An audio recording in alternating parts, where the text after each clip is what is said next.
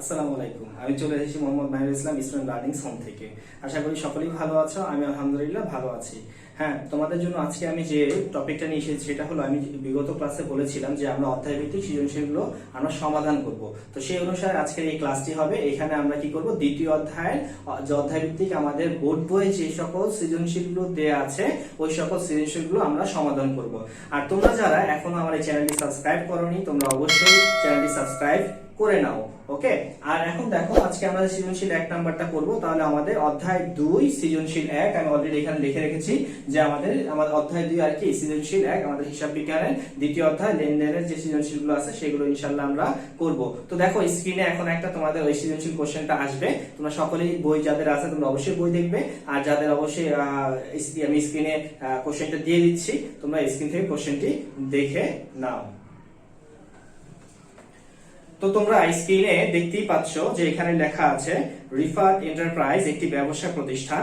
2017 সালের ডিসেম্বর মাসে উক্ত ব্যবসায়ের প্রতিষ্ঠানের ঘটনাগুলো সংঘটিত হয়েছে। দেখো এখানে কি কি ঘটনা দেয়া আছে তোমরা দেখতেই পাচ্ছ। দেখো ডিসেম্বর 1 বলছে কি 5 লক্ষ টাকা নিয়ে ব্যবসা শুরু করা হলো।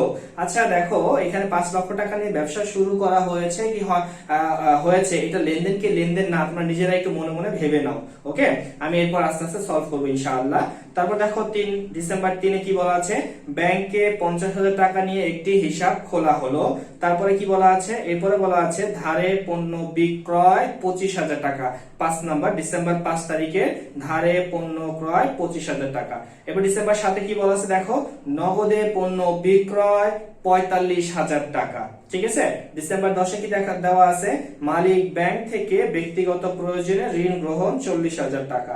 এরপর কি বলা আছে দেখো, ডিসেম্বর 5-এ বলা আছে 45,000 টাকার আসবাবপত্র ক্রয়ের ফরমায়েশ প্রদান। আচ্ছা, তারপরে ডিসেম্বর 20-এ বলা আছে পাওনাদারকে পরিশোধ 15,000 টাকা। তো দেখো এই যে আমাদের এখানে কিছু ঘটনাগুলো দিয়ে দিয়েছে। কার ঘটনা দিয়েছে, রিফাত এন্টারপ্রাইজ একটি ব্যবসা প্রতিষ্ঠান, এই ব্যবসা প্রতিষ্ঠানের ঘটনাগুলো দিয়েছে। তো দেখো এখন আমরা এই নিচে যে কোশ্চেনগুলো দেয়া আছে এই কোশ্চেনগুলো আমরা একটু দেখে নিই। দেখো কোশ্চেনে কি বলা আছে, ক নাম্বার কোশ্চেনে বলা আছে ব্যবসায়িক লেনদেন নয় এমন ঘটনাসমূহ চিহ্নিত করে মোট পরিমাণ নির্ণয় করো। দেখো কত লেখা আছে কি, ব্যবসায়িক লেনদেন নয় এমন ঘটনাসমূহ চিহ্নিত করে মোট পরিমাণ নির্ণয় করো। তাহলে এখন আমরা, তোমরা যেহেতু অলরেডি কোশ্চেনটা দেখেছো, দেখার পরে এখন দেখো তোমরা এটা যখন সলভ করবা অবশ্যই তোমাদের নবম এবং দশম শ্রেণীর যে হিসাব বিজ্ঞান বইটি আছে তোমরা এই বইটি সামনে নিয়ে রাখবা। ঠিক আছে, তারপর আমি যে এখানে অঙ্কগুলো সলভ করাবো তোমরা একটু দেখে নিবা ওইখান থেকে। ওকে, তো দেখো আমরা কিভাবে অঙ্কটা সহজে আমরা সমাধান করতে পারি। এবার আমরা চলো আমরা ক নাম্বার কোশ্চেনটা সলভ করি। দেখো ক নাম্বার কোশ্চেনে কি বলেছে, ক নাম্বার কোশ্চেনে বলেছে যে ব্যবসায়িক লেনদেন নয় এমন ঘটনাসমূহ চিহ্নিত করে মোট পরিমাণ নির্ণয় করো। এই যে ব্যবসায়িক লেনদেন নয় কোনগুলো, তাহলে এই যে আমাদের যে কোশ্চেনে যে ঘটনাগুলো দেয়া আছে আমাদের একটা একটা করে দেখতে হবে যে কোন ঘটনাটা ব্যবসায়িক লেনদেন নয়, তাই না? তো আসো আমরা এইটার জন্য কিভাবে আমরা সমাধান করব। তাহলে কোশ্চেন নাম্বার ক, একের ক কি বলছে যে ব্যবসায়িক লেনদেন নয় এর কি ঘটনাগুলো চিহ্নিত করে আমাদের কি করব, মোট পরিমাণ নির্ণয় করব। তাহলে আমরা এখানে লিখে দিই, দেখো ব্যবসায়িক লেনদেন নয়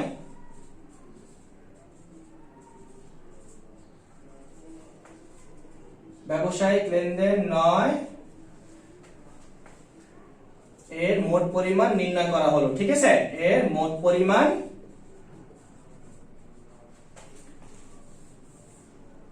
পরিমাণ নির্ণয় করা হলো। অনেক ইজি। হ্যাঁ, তোমরা একটু খেয়াল করো। তাহলে আমরা এই ঘটনাগুলো আমরা একটু দেখি আবার কি বলেছে। তাহলে তোমরা দেখতেই পাচ্ছ যে 1 তারিখে আমাদের কি বলেছে, ডিসেম্বর 1-এ যেটা বলেছে যে সে 5 লক্ষ টাকা নিয়ে ব্যবসা আরম্ভ করেছিল। আচ্ছা বলো, এই যে ব্যবসা আরম্ভ করেছে সেটা কি লেনদেন কি লেনদেন না, তুমি চিন্তা করে বলো।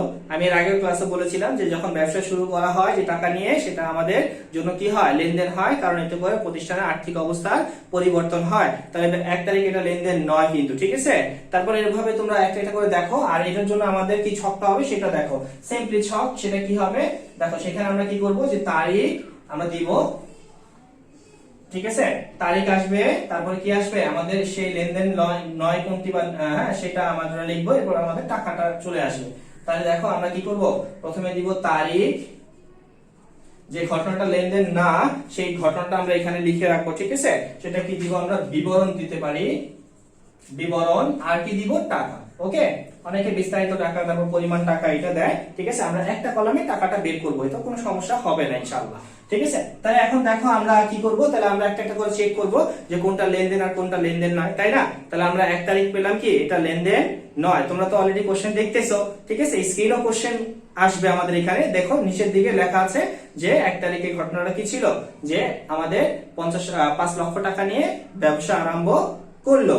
1 তারিখ লেনদেন নয়, ওকে কনফার্ম। আমরা 2 তারিখ, আমরা নেক্সট তারিখে যাই। 3 তারিখে কি বলছে দেখো, যে 3 তারিখে যেটা বলছে, ব্যাংক 50,000 টাকা নিয়ে কি করছে, যে একটা হিসাব খোলা হলো। তাহলে আমাদের এখানে 50,000 টাকা নিয়ে যে হিসাব খোলা হলো, তাহলে এটাও একটা লেনদেন।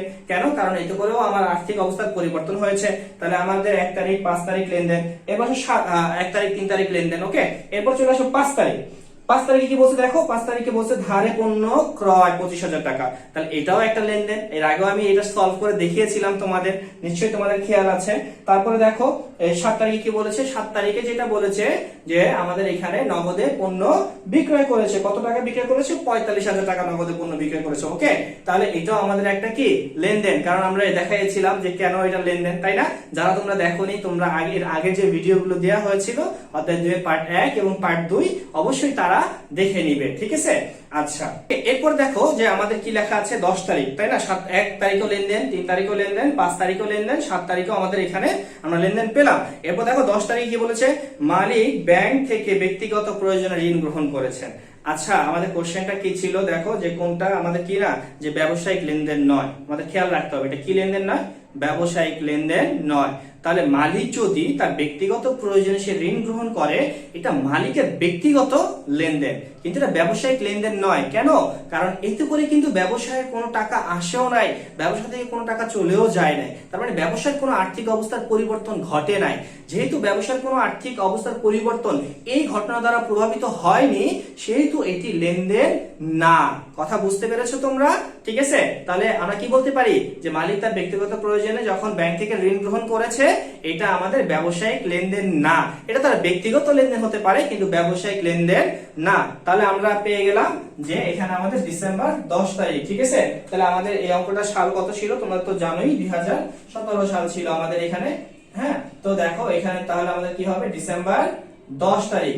তাহলে লিখবো যে মালিকের ব্যক্তিগত প্রয়োজনে ব্যাংক থেকে ঋণ গ্রহণ, ঠিক আছে। মালিকের ব্যক্তিগত প্রয়োজনে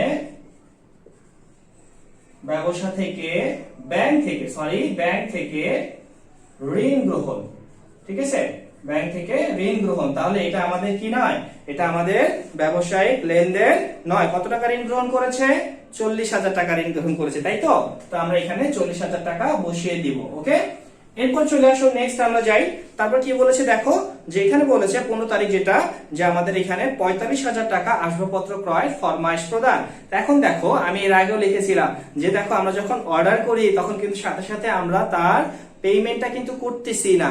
যেহেতু মাত্র অর্ডার করেছি, আমাদেরও কোনো কিছু আসে নাই, তারাও আমাদের থেকে কোনো কিছু কি করে নাই, টাকা আমরা তাদের দেই নেই, এবং আমাদের নিকটও কোনো কিছু আসেনি, ঠিক আছে। এতে করে আমার ব্যবসা প্রতিষ্ঠানে কোনো আর্থিক অবস্থার পরিবর্তন ঘটেনি।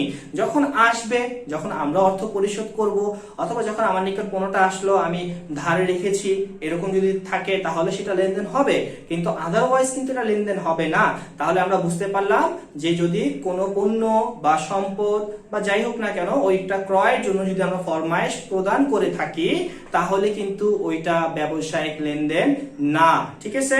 তাহলে এটা আমরা একটা পেয়ে গেলাম যে পণ্য ক্রয়ের ফরমাইশ প্রদান কত তারিখ ছিল বলতো, ডিসেম্বর 15 তারিখ ছিল। ওকে, তোমরা নিচের দিকে দেখতেই আসো যে আমাদের এখানে এক একটা লেনদেন আসতেছে। হ্যাঁ, তো দেখো তোমাদের সুবিধার্থে আমি কিন্তু লেনদেনগুলো নিচে দিয়ে দিয়েছি, ঠিক আছে। তাহলে দেখো এখানে 15 তারিখে আমরা কি বললাম, যে আসবাবপত্র ক্রয়ের ফরমাইশ প্রদান,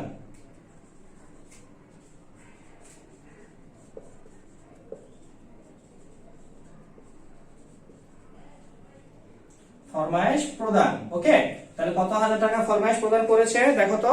তো এখানে আমাদের ফরমাইশ প্রদান করেছে 45,000 টাকা।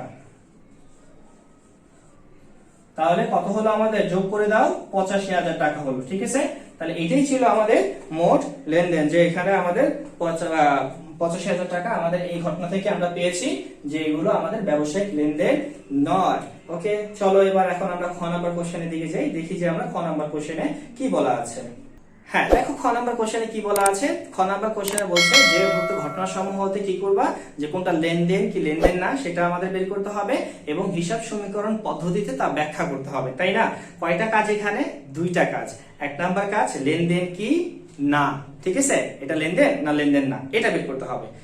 সেকেন্ড কাজ কি? সেকেন্ড কাজ হলো গিয়ে যে এটা যদি লেনদেন হয়ে থাকে তাহলে এই যে আমাদের হিসাব সমীকরণের উপাদানগুলো রয়েছে তার কি পরিবর্তন হয়েছে সে কারণ সহ আমরা পদ্ধতিটা ব্যাখ্যা করব। ওকে, তাহলে দেখো এটা আমরা কিভাবে লিখি, আর তোমরা অলরেডি তো দেখে নিয়েছো যে কিভাবে আমরা হিসাব সমীকরণের প্রভাবিত হয়, এ বৃদ্ধি হয় কিভাবে বা এ হ্রাস হয় কিভাবে, এটা কত আমাদের পার্ট 2 এ যেটা ছিল ভিডিওটা সেখানে আমরা কিন্তু দেখিয়েছিলাম যে কিভাবে আমরা বের করেছি। ওকে, আজকে আমরা এই বইগুলো যে কোশ্চেন আছে সেই বইয়ের কোশ্চেনটা আমরা এখান থেকে সলভ করে দেখিয়ে দিব যে আসলে এটা কিভাবে করতে হয়। এই জন্য তাহলে আসো আমরা এটা কি করব, আমরা এটা সলভ করি।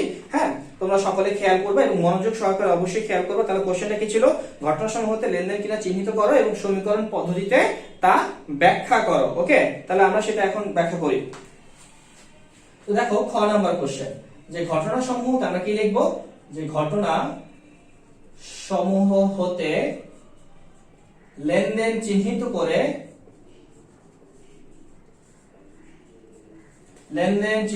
করে কি করেছি আমরা? লেনদেন চিহ্নিত করেছি। লেনদেন চিহ্নিত করে কি করব? সমীকরণ পদ্ধতিতে ব্যাখ্যা করা হলো। লেনদেন চিহ্নিত করে সমীকরণ পদ্ধতিতে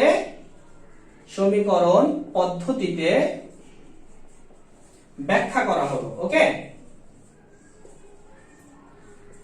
ওকে, তাহলে এখন দেখো সমীকরণ পদ্ধতিতে আমরা কি করব? ব্যাখ্যা করব যে কোনটা ঘটনাটা লেনদেন আর কোন ঘটনাটা আমাদের লেনদেন নয়, এবং এই দ্বারা সমীকরণের কারণটা আমরা এখানে ব্যাখ্যা করে দিব। তাহলে এখানে দেখো আমাদের ঘরটা কি হবে জানো? দেখো কয়টা জিনিস চেয়েছে একটু খেয়াল করে দেখো। এক, আমাদের কি চেয়েছে? লেনদেন কিনা, ঠিক আছে। দুই, সমীকরণ পদ্ধতিতে ব্যাখ্যা। ঠিক একই রকম ভাবে ছক আমরা নিয়ে আসবো। তাহলে দেখো যাদের ছকের প্রবলেম হয়, অনেকে তোমরা বলো স্যার এটা কিভাবে হবে, এই ছক কিভাবে করব, এটা কোন ঘরে বসবে। আরে বাবা তোমরা দেখো খেয়াল করে যে এখানে যে ইনফরমেশনটা চেয়েছে সেই ইনফরমেশনের ছক আঁকবা। এখানে দুইটা ইনফরমেশন পেয়েছে তো আমার ছকের দুইটা ঘর আসবে, আর এক তারিখ আছে, তারিখের জন্য ঘর আসবে স্বাভাবিকভাবে, তোমরা জানোই, ঠিক আছে। তাহলে কয়টা আসবে? তিনটা পার্ট হবে। এক হলো তারিখ আসবে, দুই নাম্বার হলো লেনদেন কি না সেটা আমরা লিখবো, তাহলে দুইটা। আর থার্ড নাম্বার ওয়ান হলো গিয়ে আমাদের যে থার্ড নাম্বার হলো কি? থার্ড নাম্বার হলো আমাদের সমীকরণ পদ্ধতি ব্যাখ্যা করো, সেটা আমরা নিয়ে আসবো। দেখো তাহলে এখানে আমাদের তিনটা পার্ট হবে ঘরটা, ঠিক আছে। তাহলে তিনটা পার্ট হবে, খেয়াল করে দেখো। হ্যাঁ, একটু খেয়াল করো, প্রত্যেকে ভালো করে খেয়াল করো। এক তো আমরা তারিখ নিয়ে আসবো, সেকেন্ড লেনদেন কিনা নিয়ে আসবো, থার্ড হলো গিয়ে সেই আমাদের সমীকরণ পদ্ধতিতে যে কারণটা সেটা আমরা এখানে আমরা ব্যাখ্যা করে দিব। ওকে, তাহলে এখানে আমরা কি লিখবো? প্রথমে তারিখ দিব, ঠিক আছে। তারপরে কি লিখবো? লেনদেন কি না, লেনদেন কি না, ঠিক আছে। এরপরে লিখবো সমীকরণ পদ্ধতিতে ব্যাখ্যা, সমীকরণ পদ্ধতিতে ব্যাখ্যা। ওকে, তাহলে আসো আমরা একটা একটা করে যাই আর লিখি যে কোনটা লেনদেন কোনটা লেনদেন নয়। আমরা অলরেডি এখানে জেনে গেছি যে আমাদের লেনদেন নয় কয়টি? দুইটি পেয়েছিলাম, 10 তারিখ আর 15 তারিখ। ক নম্বর কোশ্চেনের অ্যান্সার, তাই না? তোমরা দেখেছো। তাহলে কয় আমরা পেয়েছিলাম? যে এখানে আমাদের 10 তারিখ এবং 15 তারিখ এই দুটা লেনদেন নয়, তাহলে এই দুটো এখানে আসবে না, বুঝাই গেছে। তাহলে বাকিগুলো যেগুলো সেগুলো আমরা দিয়ে শুরু করি। ওকে, তাহলে ডিসেম্বর 1, তাহলে ডিসেম্বর 1 দেখো একটু খেয়াল করে যে এখানে আমাদের সেই ডিসেম্বর 1 নিয়ে আমরা চলে আসি,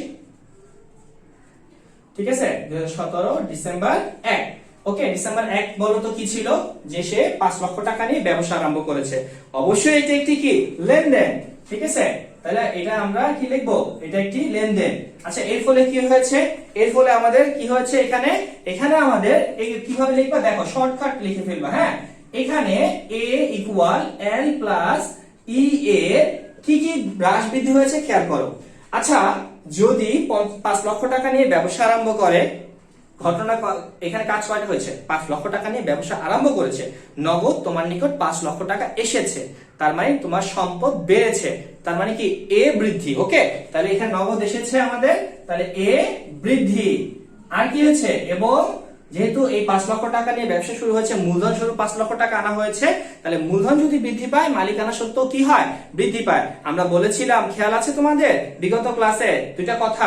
এক নম্বর ছিল মালিকানা সত্ত্ব বৃদ্ধি পায় দুইটি উপাদান দ্বারা, এক মূলধন আর এক হলো আয়।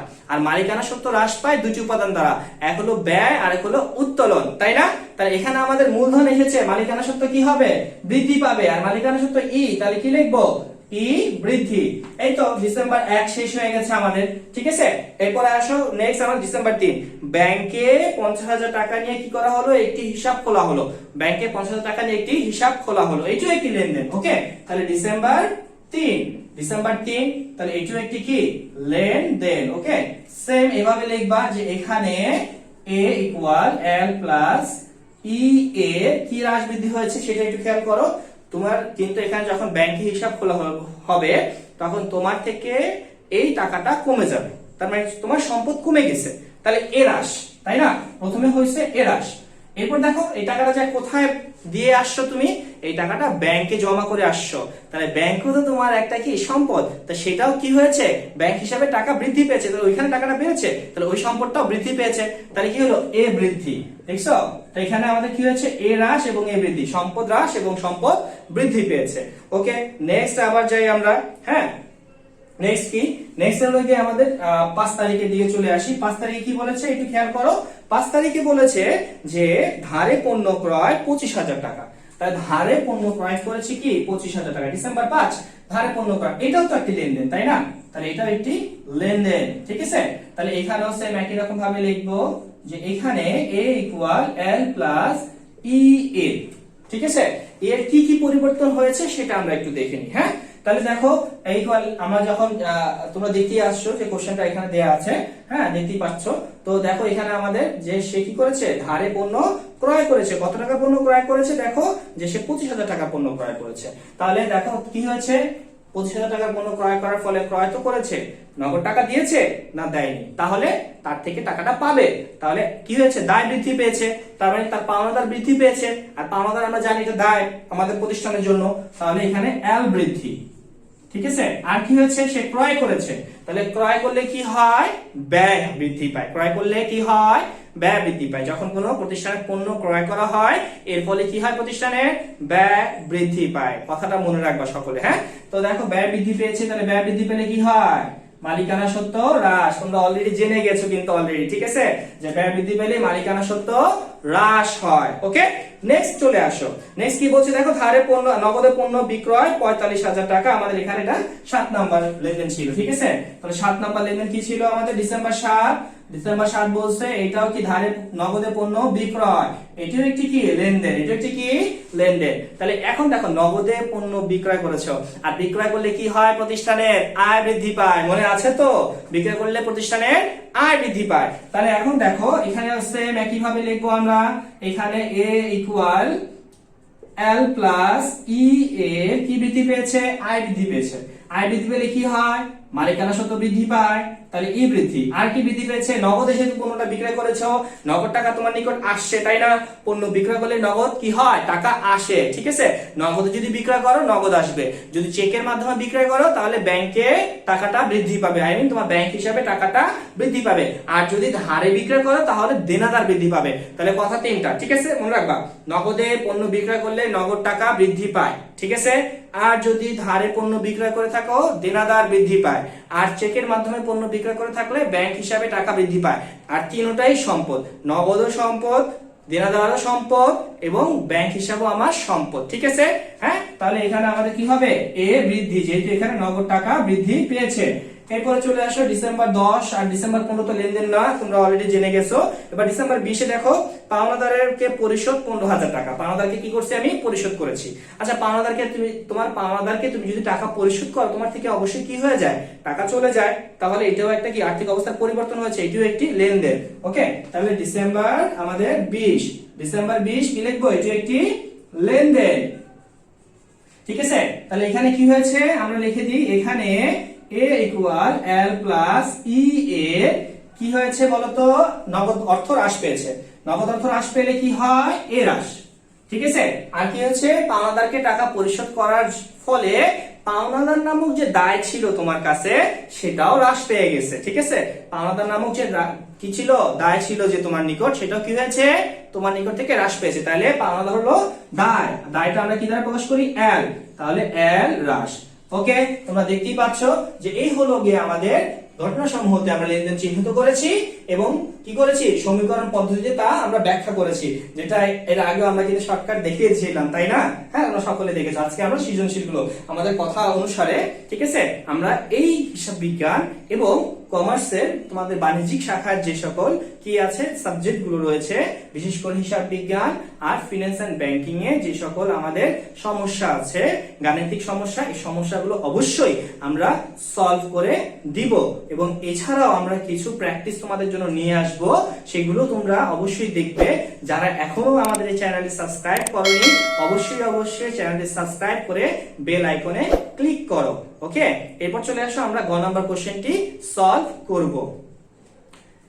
তো তোমরা গ নাম্বার কোশ্চেনে দেখতে পাচ্ছ এখানে কি লেখা আছে, এখানে লেখা আছে হিসাব সমীকরণের উপর লেনদেনের প্রভাব দেখাও। তাহলে হিসাব সমীকরণের উপর লেনদেনের প্রভাবটা আমরা কিভাবে দেখাবো সেটা আমরা দেখো কিভাবে দেখাই। যে আমাদের সমীকরণে যেহেতু প্রভাবটা বলেছে, তাহলে আমাদের এই সমীকরণের যে প্রভাব, এই যে একটা নতুন একটা টার্ম তোমাদের নিকট অনেকের কাছে এটা অনেক কঠিন মনে হয়। আজকে দেখো আমি সহজ করে দেখানোর চেষ্টা করব, তোমরা একটু মনোযোগ দিয়ে এটা দেখবে, আশা করি তোমরা সকলেই বুঝতে পারবে। তো দেখো, হিসাব সমীকরণে যখন প্রভাবটা বলবে, কথাটা দুই রকম হতে পারে। এক হলো হিসাব সমীকরণের উপাদানের প্রভাব। এর আগে যে আমি প্রভাবটা দেখিয়েছিলাম খ নাম্বার কোশ্চেনে, সেটা ছিল হিসাব সমীকরণের উপাদানের প্রভাব। আর এখন যেটা দেখাবো, এটা কোশ্চেনটা তিন রকমের হতে পারে। এক বলতে পারে সরাসরি হিসাব সমীকরণের প্রভাব দেখাও, এক নাম্বার। দুই নাম্বার কি হতে পারে, দুই নাম্বার বলতে পারে যে টেবুলার ছকের মাধ্যমে হিসাব সমীকরণের প্রভাব দেখাও। ওকে, তিন নাম্বার বলতে পারে বিবরণী ছকের মাধ্যমে হিসাব সমীকরণের প্রভাব দেখাও। তিনটা কোশ্চেন একই রকম, তার অ্যান্সার একই ধরনের। ওকে, তো সকলে এই কোশ্চেন গুলো নিয়ে তোমরা কনফিউজ হবা না, ঠিক আছে। তোমরা একটু মনোযোগ দিলেই কিন্তু এই কোশ্চেন গুলো সলভ করতে পারবা, ঠিক আছে। তো আসো আমরা কিভাবে ছকটা করি। দেখো, ছকটা অতি ইজি। আমরা কিভাবে করি একটু খেয়াল করবা। হ্যাঁ, যে এটা কয়েকটা পার্টে ভাগ করে নিব ছকটাকে। হ্যাঁ, একটু খেয়াল করো যে সর্বপ্রথম আমি এই আমার কোন পাশ, দেখো আমার বাম পাশ থেকে আমি একটা ভাগ করে নিয়েছি, সেটাকে আমরা কি লিখবো, মন্তব্য। ওকে, আমরা একটা পার্ট ভাগ করে নিয়েছি মন্তব্য লেখার জন্য। পরে আবার ডান পাশে চলে আসো, তো সরি বাম পাশে চলে আসো। বাম পাশে চলে আসলে দেখবা যে এখানে আমরা যেটা দিব সেটা হলো তারিখের ঘর দিব। কিসের ঘর দিব, তারিখ। তারপরে যে ঘরটা আমরা দিব সেটা হলো উদ্ধৃত্তর ঘর। কিসের ঘর দিব, উদ্ধৃত্ত।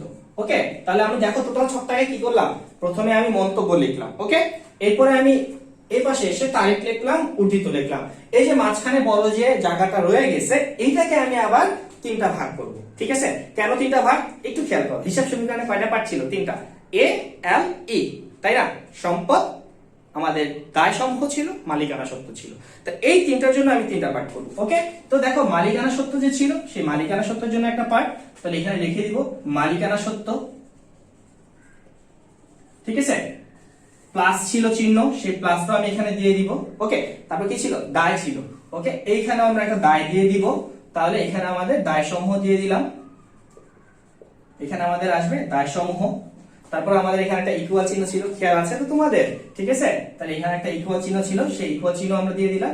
তারপরে দেখো যে পার্টটা, সেটা হলো আমাদের সম্পদের পার্ট। তাহলে সেই সম্পদের আমরা পার্টটা এখানে দিয়ে দিই, যেখানে আমাদের সম্পদ সমূহ চলে আসবে। এখন আসো, এখানে যে ঘরগুলোতে যে আমরা লিখবো, সেটা আমাদের যে ঘটনাগুলো দেয়া থাকবে সেই ঘটনা অনুসারে আসবে।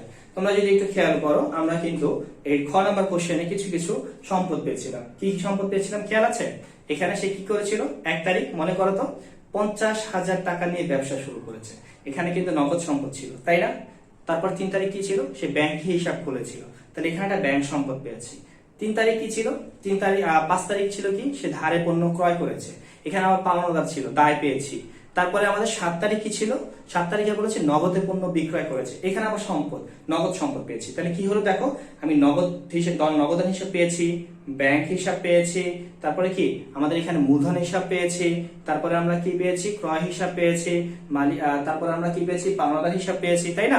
তো এই যে আমরা হিসাবগুলো পেয়েছি, এই হিসাবগুলো আমাদের এখানে চলে আসবে। ঠিক আছে, তো আমরা একটা একটা করব আর হিসাবগুলো নিয়ে আসবো। তাহলে এখানে আমাদের কি কি হিসাব ছিল খেয়াল আছে তো, নগদ ছিল। ঠিক আছে, তাহলে আমরা এখানে আমরা কি ছিল, নগদ আর ব্যাংক ছিল, এই জন্য আমরা দুইটা ঘর টেনে দিব। যে একটা হলো গিয়ে নগদের জন্য আর একটা হলো ব্যাংকের জন্য, ঠিক আছে। আর আমাদের দায়ের মধ্যে একটা দায় ছিল, সেটা হলো পাওনাদার। কি ছিল? পাওনাদার বা প্রদেয় হিসাব। ওকে, পাওনাদার বা প্রদেয় হিসাব, দুইটার একটা দিলেই হবে। এখন খেয়াল করো, যদি এমন কোনো তোমাদের সমস্যা আসে, গাণিতিক সমস্যাগুলো, এখানে ঋণ থাকতে পারে না, ব্যাংক ঋণ অবশ্যই থাকতে পারে, সেটা তোমাদের জন্য দায়। তো ব্যাংক ঋণের জন্য তখন দায়ের দিকে কি করবা? পাওনাদারের জন্য একটা ঘর থাকবে আর দায়ের জন্য একটা ঘর থাকবে। এই জন্য দেখো, তুমি কিন্তু যখন ক খ গুলো করে আসবা, তুমি কিন্তু অলরেডি জেনে গিয়েছো যে এখানে কোন কোন সম্পদগুলো আছে, কি কি দায়গুলো আছে, তাই না? তো অলরেডি তুমি কিন্তু জেনে গিয়েছো। আর এটা হুবহু কিন্তু হিসাব সমীকরণের প্রভাবটাই, ওই যে আমরা ক্ষয় করছি, ওইখানে আমরা দেখাইছি এ বৃদ্ধি, এল বৃদ্ধি, ই বৃদ্ধি বা হ্রাস পেয়েছে, এইটাই আমরা এখানে এখন টাকার অঙ্কে লিখবো, ঠিক আছে। একটু একটু খেয়াল করলে কিন্তু এটা বোঝা যায়। তাহলে চলে আসো, আমরা লিখি। তো তারিখ কত ছিল? ডিসেম্বর, আমাদের 2017 সালে ডিসেম্বর 1, 2017 ডিসেম্বর 1 ছিল। ওকে, কত টাকা বলো তো? 5 লক্ষ টাকা নিয়ে কি করেছে বলো? 5 লক্ষ টাকা নিয়ে ব্যবসা আরম্ভ করেছিল, মনে আছে? আমি সংক্ষেপে এখানে লিখে দিই, এটা ছিল এ, এটা ছিল এল, এটা ছিল কি ই। তাহলে ওই যে খ নম্বর কোশ্চেনের সাথে যা দেখো, কি বলেছিলাম? এ বৃদ্ধি না, 5 লক্ষ টাকা নিয়ে যখন ব্যবসা হয়েছিল, এ বৃদ্ধি এবং এ বৃদ্ধি, তাই তো? ওইটাই তো ছিল খ নম্বর কোশ্চেনের आंसर।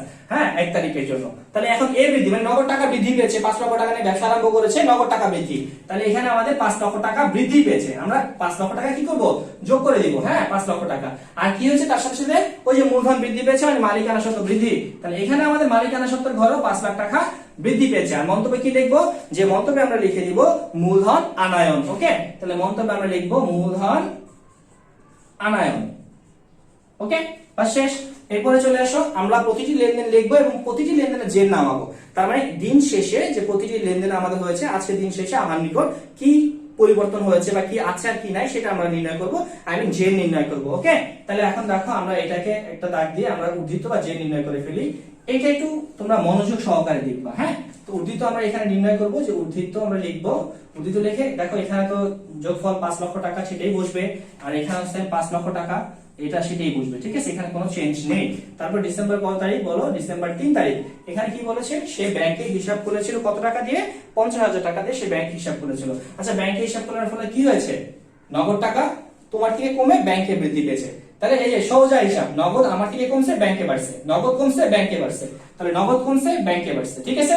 নগদ তোমার থেকে কমেছে, তাহলে নগদ মাইনাস করো 50,000 টাকা। ওকে, নগদ মাইনাস করলাম 50,000 টাকা। কি হয়েছে? ব্যাংকে বেড়েছে, তাহলে ব্যাংকে প্লাস করলাম 50,000 টাকা। শেষ। এরপর আবার যে নামায় দাও, প্রতিটা লেনদেন করবা আর যে নামাবা। হ্যাঁ, তাহলে দেখো, আগেরটা না কিন্তু 1 তারিখ না, তোমরা সকলেই দেখো 1 তারিখ না। ওকে, তোমরা এই যে উদ্ধৃতর সাথে তুমি 3 তারিখের কাজ করবা। হ্যাঁ, উপরেরটা দেখবা না, সকলে করে কি ওই উপরেরটা দেখে নেয়, ওর সাথে মিলায় পরে হজবরল অবস্থা করে দেয়, ঠিক আছে। তখন আল্লাহ একেবারে প্যাচ বুচ লাগায় একাকার হয়ে যায়, ঠিক আছে। তো এই জন্য আমরা এটা দেখবো না, আগের তারিখ না, ঠিক আছে, উদ্ধৃত থেকে। হ্যাঁ, তাহলে উদ্ধৃতর সাথে কাজ হবে। কার সাথে কাজ হবে? উদ্ধৃতর সাথে। তাহলে 50,000 টাকা থেকে 5,000, আমাদের 5 লক্ষ টাকা থেকে 50,000 বিয়োগ করবো, তাহলে 4,50,000 টাকা। ওকে, এখানে কোনো যোগ বিয়োগ নাই, সরাসরি 50,000 টাকা বসিয়ে দিব। আর এখানে দেখো 5 লক্ষ টাকা। মজার ব্যাপার কি দেখবা? মজার ব্যাপার হলো কি, দেখো সম্পদ ইকুয়াল দায় প্লাস মালিকানা সত্ত্ব সবসময় সমান থাকবে। দেখো তুমি প্রতিটা লাইনে কিন্তু সমান হবে। দেখো উদ্ধৃত, এখানে 5 লাখ, এখানে 5 লাখ। তুমি দেখো এই যে এখানকার 3 তারিখের উদ্ধৃত যেটা আসবে, সেটা দেখো 4.5 লাখ, 50,000, 5 লাখ, এখানেও 5 লাখ। এরকম ভাবে প্রতিটা তুমি কিভাবে বুঝবা তোমার এটা হচ্ছে কিনা, তখন তুমি একটু চেক করো, দেখো প্রতিটা চেক করো সমান আছে কিনা। সমান থাকলে হয়ে গেছে, ঠিক আছে। আচ্ছা, এরপর চলে আসো আমাদের কত তারিখ, যেখানে আমাদের 5 তারিখ। ধারে সে পণ্য কি করেছিল মনে আছে তো? ধারে পণ্য ক্রয় করেছিল। আচ্ছা, ধারে যদি সে পণ্যটা ক্রয় করে থাকে, তাহলে কি হয়? পাওনাদার বৃদ্ধি পেয়েছিল, কারণ সে তোমার থেকে টাকা পায়। তুমি হ্যাঁ, তুমি যে ধারে পণ্য ক্রয় করেছো, তাহলে তোমার থেকে সে টাকাটা পায়। কত টাকা পায়? ধারে পণ্য আমরা বিক্রি করেছিলাম 25,000 টাকা, তাহলে আমার থেকে পাওনাদার পায় 25,000 টাকা। তাহলে আমি এখানে 25,000 টাকা বৃদ্ধি পাবে, তাই না? যেহেতু আমার থেকে পাওনাদার 25,000 টাকা পাচ্ছে, তাহলে আমার পাওনাদার কিন্তু বৃদ্ধি আছে। ওকে, এক বৃদ্ধি পেয়েছে। আর কিছু আমি ক্রয় করেছিলাম, ক্রয় করলে কি হয়? ব্যয় হয়। আবার বলতেছি, পণ্য ক্রয় করলে কি হয়? ব্যয় হয়। ব্যয় হলে মালিকানা সত্ত্ব কমবে, ব্যয় হলে মালিকানা সত্ত্ব কমবে বা হ্রাস পাবে, ঠিক আছে। সকলে মনে রাখবা, ক্রয় করলে মালিকানা সত্ত্ব হ্রাস পায়, ক্রয় করলে মালিকানা সত্ত্ব হ্রাস পায়, ঠিক আছে। কারণ ক্রয় হয়েছে ব্যয় হিসাব। ক্রয় কি হিসাব? ক্রয় এক ধরনের ব্যয় হিসাব। ক্রয় কি হিসাব? ক্রয় এক ধরনের ব্যয় হিসাব। সকলে এটা মনে রাখবে, ঠিক আছে। তাহলে আমাদের এখান থেকে 25,000 টাকা আমরা কি করব? কমিয়ে দিব। আর কি করেছি আমরা? ক্রয় করেছি, লিখে দিব। আবার উদ্ধৃত নামাবো। যে একটা একটা কাজ করবো আর উদ্ধৃত নামাবো। ওকে, তাহলে এখানে কোনো কাজ আছে? সকলে খেয়াল করতেছে, এখানে কোনো কাজ আছে? কাজ নেই। তাহলে 4.5 লাখ 4.5 লাখ বসিয়ে দিব। এখানেও নাই, তাহলে এখানে 50,000 বসিয়ে দিব। এখানে শুধু জাস্ট 25,000 ছিল, সেটা বসিয়ে দিব। এখানে 5 লক্ষ থেকে 25,000 বিয়োগ করো, 4,75,000 টাকা আসে। ওকে, সেটা আমরা বসিয়ে দিলাম। শেষ, 5 তারিখের কাজ। চলে আসো, উদ্ধৃত লিখে দিই আমরা এখানে। এরপরে আসো ডিসেম্বর 7 তারিখ। ডিসেম্বর 7 তারিখে কি বলেছে? নগদে পণ্য বিক্রয় করেছে। কত টাকা বিক্রয় করেছে? নগদে পণ্য 45,000 টাকা পণ্য বিক্রয় করেছে। নগদে পণ্য বিক্রয় করলে নগদে বাড়ে, তোমরা তো অলরেডি জেনে গেছো। নগদে পণ্য বিক্রয় করলে নগদ টাকা বেড়ে যায়। তাহলে এখানে নগদ টাকা কত বাড়বে? 45,000 টাকা। আর কি হচ্ছে? বিক্রয়, এটা কি হিসাব? আয় হিসাব। বিক্রয়টা কোন ধরনের হিসাব? আয় হিসাব। বিক্রয় কোন ধরনের হিসাব? আয় হিসাব। মনে থাকবে তো? বিক্রয় করলে প্রতিষ্ঠানের আয় বৃদ্ধি পায়। বিক্রয় করলে কি হয়? প্রতিষ্ঠানের আয় বৃদ্ধি পায়। বিক্রয় করলে কি হয়? প্রতিষ্ঠানের আয় বৃদ্ধি পায়। প্রতিষ্ঠানের আয় বৃদ্ধি পাইলে মালিকানা সত্ত্ব বৃদ্ধি পায়। প্রতিষ্ঠানের আয় বৃদ্ধি পেলে মালিকানা সত্ত্ব বৃদ্ধি পায়। এই যে আমি কথাগুলো বলতেছি, তুমি নিজে নিজে বলো, তো দেখবা তোমার হয়ে গেছে। ঠিক আছে? হ্যাঁ, এই যে ছোটখাটো জিনিসগুলো কিন্তু শিখলে আমাদের এগুলো কিন্তু আর ঝামেলা হয় না। ঠিক আছে? হ্যাঁ, আমরা তো একটু অলস, এই জন্য শিখতে একটু সমস্যা হয়। আরে তুমি এইটা তো দেখতেছো, তা তোমার জন্য কত সুবিধা হচ্ছে। হ্যাঁ, সবসময় তুমি এটা মেমোরাইজ করতে পারবে। হ্যাঁ, একটু ভুলে গেলে তুমি কিন্তু দেখে সলভ হয়ে যাচ্ছে। ওকে, তাহলে দেখো এখানে আমাদের 45,000 টাকা কি হবে? বৃদ্ধি হবে, কারণ বিক্রয় হয়েছে, আয় বৃদ্ধি পেয়েছে। ওকে, তাহলে এখানে আমরা 7 তারিখের উদ্ধৃত কাজ করবো আমরা। ঠিক আছে? তাহলে এখানে আমাদের কত আসবে? 4,95,000 টাকা উদ্ধৃত নামবে। এরপরে কি 50,000 ছিল, সে 50,000 নামবে, কারণ এখানে কোনো কাজ ছিল না। ঠিক আছে? উপরে যাবা না, আমি আবারও বলতেছি উপরে না, এই যে এটার সাথে এখানে কোনো কাজ আছে? নাই। যেহেতু নাই, 50,000 জায়গায় বসবে। এখানে কত আছে? 25,000, তো 25,000 বসায় দিব। আর এখানে কত আছে দেখো আমাদের? 4,75,000 সাথে আমরা কত যোগ করবো? 45,000। তাহলে 4,45,000 যোগ করলে কত হয়? 5,20,000। কত আসে? 5,20,000। ওকে, তাহলে এটা আমরা নামিয়ে ফেললাম। এরপরে কি আসবে আমাদের? দেখো 10 তারিখ 15 তারিখ তো আমাদের হয়ে গেল। 10 তারিখ 15 তারিখ তো এই লেনদেন না যেহেতু, আর এখানে আসবে না। 20 তারিখ পাওনাদারকে পরিশোধ করেছি আমরা কত হাজার টাকা? 15,000 টাকা। তো পাওনাদারকে আমরা 15,000 টাকা পরিশোধ করেছি। এটা কত তারিখ ছিল? 20 তারিখ, ডিসেম্বর 20। আচ্ছা, পাওনাদারকে টাকা পরিশোধ করলে টাকা বাড়ে না কমে? অবশ্যই কমে যায়। তাহলে হ্রাস পেয়ে গেছে আমার নগদ অর্থ। যেহেতু নগদ অর্থ হ্রাস পেয়েছে, নগদ থেকে আমি বিয়োগ করে দিব 15,000 টাকা। ঠিক আছে? আর যদি আমি চেকে পরিশোধ করতাম, তাহলে ব্যাংক থেকে বিয়োগ করতাম। মনে রাখো, হ্যাঁ, যেহেতু নগদে পরিশোধ করছি, নগদ থেকে বিয়োগ। চেক দ্বারা পরিশোধ করলে ব্যাংক থেকে বিয়োগ। কথা ক্লিয়ার? হ্যাঁ, একটু খেয়াল করবা, নগদে পরিশোধ করতেছি, নগদ থেকে বিয়োগ। চেক থেকে পরিশোধ করলে টাকাটা ব্যাংক থেকে চলে যেত, ব্যাংক থেকে বিয়োগ করতাম। ঠিক আছে? এই দিকটা খেয়াল রাখতে হবে যে টাকাটা কোথা থেকে যাচ্ছে, নগদ অর্থ থেকে যাচ্ছে নাকি আমার ব্যাংক ব্যালেন্স থেকে যাচ্ছে। হ্যাঁ, এটা খেয়াল করলে তোমরা বুঝতে যাবা। তাহলে আমরা 15,000 টাকা বিয়োগ করে দিলাম। আর কি হয়েছে? আমাদের পাওনাদার 15,000 টাকা হ্রাস পেয়েছে। তাহলে 15,000 টাকা পাওনাদার আমরা কমিয়ে দিব, যেহেতু আমি অর্থ পরিশোধ করেছি। তাহলে পাওনাদার হ্রাস পেয়েছে, তাহলে এখানেও আমাদের কি হবে? একটা উদ্ধৃত নামবে। তাহলে সেই উদ্ধৃত আমরা নামাই দিই। 4,95,000 থেকে 15,000 টাকা বিয়োগ করো, কত আসবে? 4,80,000 টাকা। ঠিক আছে? 50,000, এখানে 50,000ই আমাদের নেমে আসবে। 2,50,000 থেকে 25,000 টাকা থেকে, এখানে 25,000 টাকা। ওকে, যে 25,000 টাকা থেকে আমরা কি করবো? 15,000 টাকা বিয়োগ দিব। তাহলে কত আসবে? এখানে 10,000 টাকা আসবে। ওকে, তারপর এখানে কত আছে? 5,20,000। এটার সাথে কোনো কাজ নাই, তাহলে 5,20,000 টাকা আমরা এখানে বসিয়ে দিব। আমাদের কিন্তু কাজ শেষ। এখন কি করবো আমরা? এটা ফাইনাল যেটা নামাবো। ওকে, তাহলে এখানে আমরা উদ্ধৃত লিখলাম। এখন আমরা মোট যে ফাইনাল জেটটা সেটা আমরা একটু নামিয়ে দিব। ঠিক আছে? তাহলে এটার ক্ষেত্রে দেখো আমরা কি করতেছি? ফাইনাল জেটটা কত নামতেছে? যে মোট আমাদের, হ্যাঁ, মোট দেখো, এই যে সম্পদ দুটো যোগ দাও, 4,80,000, আর এখানে কত হাজার? 50,000। তাহলে কত হয়? 5,30,000। ঠিক আছে? ঠিক দায় ও মালিকানা সত্ত্ব, এখানেও দুটো যদি যোগ করি আমরা, যোগ করলে কি হয়? 5,30,000। তাহলে 5,30,000, এখানে আমাদের 5,30,000 টাকা নেমে গেল। আর এখানে যোগ ছিল না, যোগ দিয়ে দাও। ঠিক আছে? এখানে যে যোগ ছিল প্রতিটা, আমরা সেই যোগটা আমরা এখানে দিয়ে দিব। ঠিক আছে? সেই যোগগুলো আমরা এখানে দিয়ে দিই। হ্যাঁ, এখানে ইকুয়াল চিহ্ন ছিল, ইকুয়াল চিহ্নগুলো আমরা দিয়ে দিব। ঠিক আছে? সব জায়গায় ইকুয়াল হয়ে গেছে আমাদের। ওকে, তাহলে এই ছিল আমাদের দেখো হিসাব সমীকরণের প্রভাব। দেখো কত সহজে, তুমি কিন্তু একটু মনোযোগ দিয়ে দেখলেই কিন্তু আমরা বসাইতে পারতেছি। এটা আমাদের তেমন কোনো কঠিন কাজই না, তোমরা যতটা কঠিন ভাবো, অনেকে তো এটা দিতেই চাও না তোমরা, ঠিক আছে, কিন্তু আসলে এটা অনেক সহজ। এটা তোমার শুধু নবম দশম শ্রেণীর জন্য না, তুমি যখন এইচএসসি তে যাবা, দেন তুমি বিবিএ করবা, তখন তোমার প্রিন্সিপাল অফ অ্যাকাউন্টিং, সেখানে তোমার এই আমাদের এই অ্যাকাউন্টিং ইকুয়েশনের কাজগুলো করা লাগবে, ঠিক আছে। তো আগে থেকে যদি শিখে যাও, তোমার জন্য ওইগুলো সহজ হয়ে যাবে। হ্যাঁ, তো এই জন্য সবসময় একটু ভালো করে খেয়াল করলেই আমরা এখানে এগুলো শিখতে পারি। তো আজকে এই পর্যন্তই, সকলে ভালো থাকবে ইনশাআল্লাহ। পরবর্তীতে আমরা এই অধ্যায়ের পরবর্তী যে সৃজনশীলগুলো আছে সেগুলো নিয়ে আলোচনা করব। সকলেই ভালো থাকো, সুস্থ থাকো, আর অবশ্যই চ্যানেলটি সাবস্ক্রাইব করো। আল্লাহ হাফেজ।